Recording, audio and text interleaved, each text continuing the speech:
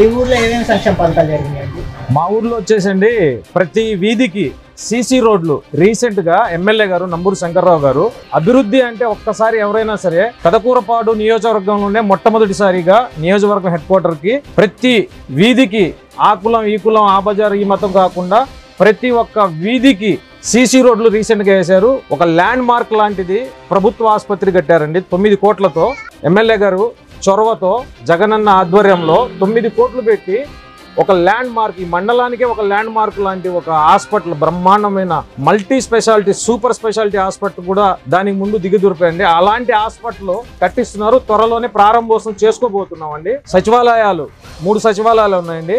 Double stair తో సుందరాంగంగా తీర్చిదిద్దారండి. అలానే RBK సెంటర్లు, అలానే గ్రామానికి వచ్చేసి మౌలిక వసతులు, ఇంటింటికి ట్యాప్, మనకు ప్రతి ఇంటికి నల్ల ఉచితంగా వాటర్. గతంలో చూసుకుంటే గత ప్రభుత్వంలో అండి ఇంటింటికి నెలకొచ్చేసి 400, 500 ఇంటికి నల్లాకి నెలవారీగా మనం చెల్లించే వాళ్ళం. డిపాజిట్ ఎవరికైనా ట్యాప్ కావాలి అంటే 25,000 రూపాయల నుంచి 20,000 రూపాయలు వాళ్ళు వసూలు చేసేవాళ్ళు గత ప్రభుత్వం. త్వరలోనే రేపు జనవరి నుంచి 3,000 రూపాయలు పెన్షన్ పెంచారండి. ఎమ్మెల్యేగా నంబూరు శంకర్రావు గారు రావాలని ప్రతి ఒక్క వర్గం వారు, ప్రతి ఒక్కల కుటుంబం వాళ్ళు కోరుకుంటున్నారండి. ఈసారి రెట్టింపు మెజార్టీతో సార్ని గెలిపించుకొని శంకర్రావు గారిని రాష్ట్రంలో కేబినెట్ లో మంత్రి పదవి కూడా ఇవ్వాలని మనస్ఫూర్తిగా కోరుకుంటున్నాను. జగన్ సార్ కూడా అలానే చేస్తారని నమ్ముతున్నామండి.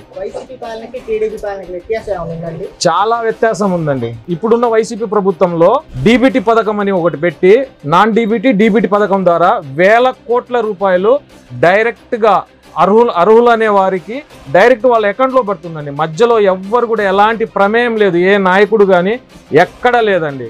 అలానే ఈ వాలంటీర్ వ్యవస్థ అనేది ఒకటి పెట్టించి వాలంటీర్ వ్యవస్థ ద్వారాగా ఇంటింటికి కోడి కుయ్యక ముందే 1వ తారీఖున, ప్రతి నెల 1వ తారీఖున అవ్వా తాతలకి ఇంటికెళ్ళి ఇస్తున్నారండి.